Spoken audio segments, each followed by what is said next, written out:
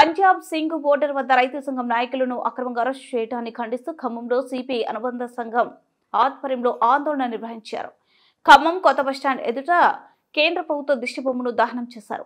కేంద్రాన్ని వ్యతిరేకంగా నినాదాలు చేశారు. రైతు సమస్యలపై పోరాడుతున్న రైతు సంఘం నాయకులు జగ్జిత్ సింగ్ దల్లేవాలను అరెస్టు చేయడం సరికాదన్నారు. కేంద్రం రైతు సమస్యను పరిష్కరించి పంటలకు మద్దతు ధరను చట్టబద్ధత కల్పించాలని డిమాండ్ చేశారు. దీర్ఘకాలంగా కనీస మద్దతు ధరల చట్టాన్ని చేయాలని చెప్పేసి దేశంలో రైతాంగం చేస్తున్నటువంటి ఆందోళన, దీన్ని అణిచివేసే దానికోసం కేంద్రంలో ఉన్నటువంటి నరేంద్ర మోడీ ప్రభుత్వం ప్రయత్నం చేస్తూ ఉంది. ఆనాడు 3 నల్ల చట్టాలకు వ్యతిరేకంగా పెద్ద ఎత్తున ఈ దేశంలో రైతాంగ ఉద్యమ ఫలితంగా 3 నల్ల చట్టాలను రద్దు చేశారు.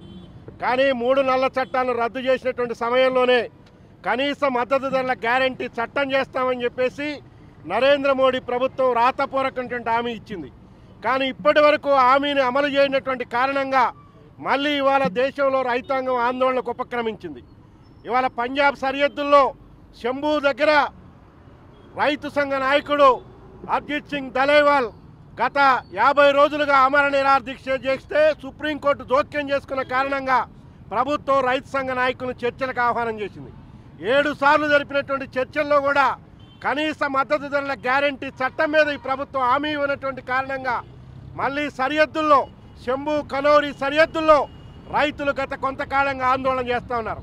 ఇవాళ చివరికి రైతుల డిమాండ్లు నెరవేర్చకుండా పాశవికంగా ఈ రైతు ఉద్యమాన్ని అణిచేసేదానికోసం నిన్న పంజాబ్ సరిహద్దుల్లో మొత్తం రైతుల దీక్షా శిబిరాలను మొత్తం కూడా పోలీసుల చేత తొలగించి 200 మంది రైతులను అరెస్టు చేసి రైతు సంఘ నాయకులను కూడా అక్రమంగా అరెస్టు చేసి జైల్లో పెట్టినటువంటి ఈ ప్రభుత్వం ఇవాళ ఈ ప్రభుత్వం రైతు వ్యతిరేక ప్రభుత్వం.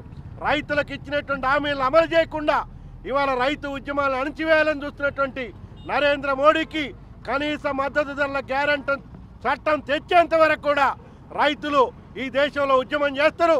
ఒకవైపున నరేంద్ర మోడీ ఈ దేశ వ్యవసాయ రంగాన్ని కార్పొరేట్ల కట్టబెట్టాలని చూస్తూ ఇవాళ ఈ చట్టాలను తీసుకొస్తా ఉన్నాడు. ఇవాళ జాతీయ వ్యవసాయ మార్కెటింగ్ విధాన చట్టం తీసుకొచ్చి మార్కెటింగ్ వ్యవస్థను మొత్తం కూడా కంపెనీలకి కార్పొరేట్ల కట్టబెట్టాలని చూస్తాను. అందుకని ఈ రైతు వ్యతిరేక విధానాలకు నిరసనగా రైతు ఉద్యమం మీద మోడీ ప్రభుత్వం యొక్క దమనకాండకు నిరసనగా ఈ నిరసన కార్యక్రమం నిర్వహిస్తాను. భవిష్యత్తులో కూడా